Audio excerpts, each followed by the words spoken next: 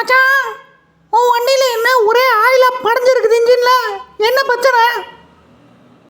அது என்னன்னு தெரியலடா. மெக்கானிக் கிட்ட கொண்டு போய் காட்டணும். வா போய் பார்க்கலாம். அண்ணே அண்ணே இருக்கீங்களா? என்னன்னு தெரியல, இந்த வண்டி கொஞ்சம் பாருங்க. இன்ஜின் ஃபுல்லாக ஆயிலாக லீக் ஆகுது. என்ன பிரச்சனையாக இருக்கும்? வாப்பா தம்பிங்களா, நல்லா இருக்கீங்களா? பிரச்சனை என்ன பார்த்துக்கலாம் விடுங்க. அண்ணே, என் வண்டியில் என்ன இன்ஜின் சுற்றி கருப்பு கருப்பாக இருக்குது, என்னவா இருக்கும்? அதுவாப்பா, நீ கரெக்டாக வண்டியை ப்ராப்பராக சர்வீஸ் பண்ணுறது இல்லை.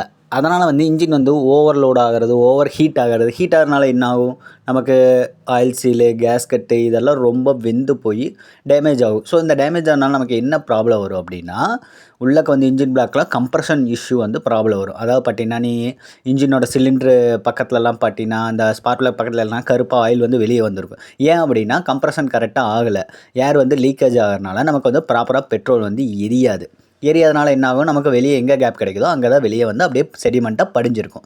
இதுதான் உனக்கு ரீசன். இப்போ போய் பாரு, ஒரு இன்ஜின் நான் அசம்பிள் பண்ணிகிட்டு இருக்கேன். டிவிஎஸ் 50யோட இன்ஜின் தான். இதில் பாரு, நான் ஃபஸ்ட்டு கேஸ்கட்டை கரெக்டாக அளவாக இருக்கான்னு வச்சு பார்த்துக்கிட்டேன். வச்சு பார்த்துக்கிட்டு அதை எடுத்ததுக்கப்புறம் செர்லாக்குன்னு ஒரு பேஸ்ட் இருக்குது. அந்த பேஸ்ட்டை கண்டிப்பாக போடணும். ஏன்னா இன்ஜினோட மெயின் பிளாக்கு லீக்கேஜ் வந்துட்டால் கண்டிப்பாக வண்டி ஓடவே ஓடாது. ரொம்ப லீக்கேஜ் வந்துடும். அதனால் நான் செர்லாக்குங்கிற ஒரு பேஸ்ட்டை போட்டு இதை பேஸ்ட் பண்ணி அப்படியே நான் பாரு ஃபுல்லாகவே லாக் பண்ணிக்கிறேன். பேஸ்ட்டை அந்த பேக்கிங் மேலேயும் நான் பேஸ்ட்டை போட்டு இன்ஜினை கரெக்டாக ஃபிக்ஸ் பண்ணுறேன்.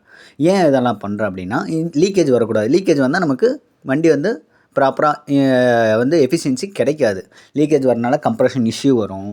வண்டி ப்ராப்பராக எஃபிஷியன்சி கிடைக்காது. இந்த மாதிரி நிறையா பிரச்சனை நீங்கள் ஃபேஸ் பண்ணீங்க.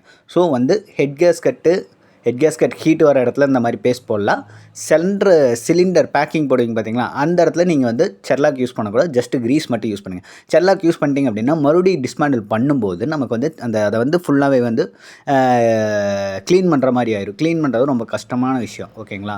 இப்போ நம்ம அசம்பிள் பண்ணிக்கிட்டு நான் கரெக்டாக பேக்கிங் கரெக்டாக இருக்கான்னு வச்சு பார்த்ததுக்கப்புறம் தான் எல்லாமே பேஸ்ட் போட்டு ஃபைனலாக தான் பேஸ்ட் போட்டு ஃபிக்ஸ் பண்ணுறேன். இதே மாதிரி நீங்களும் பண்ணுங்கள்.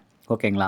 உடனே எடுத்தனையே பேஸ்ட் போடுறாங்க. ஏன்னா பேக்கிங் கரெக்டாக மிஸ்அலைன்மெண்ட் வச்சு மாட்டிட்டீங்க அப்படின்னா ஒன்றுமே பண்ண முடியாது. பேஸ்ட்டை ஃபுல்லாக மறுபடியும் ஃபஸ்ட்லேருந்து சுரண்டுனதுக்கப்புறம் சர்ஃபேஸை ஃபுல்லாக க்ளீன் பண்ணதுக்கப்புறம் தான் பேக்கிங்கே போடணும். சர்ஃபேஸ் ஒரு இடத்துல டென்ட் இருந்துச்சு, அப்படியே நீங்கள் பேக்கிங் போட்டு அப்படியே ஃபார்ம் பண்ணிங்க, பேஸ்ட் பண்ணிங்க அப்படின்னா கரெக்டாக அந்த இடத்துல லீக் வந்துடும். ஓகேவா?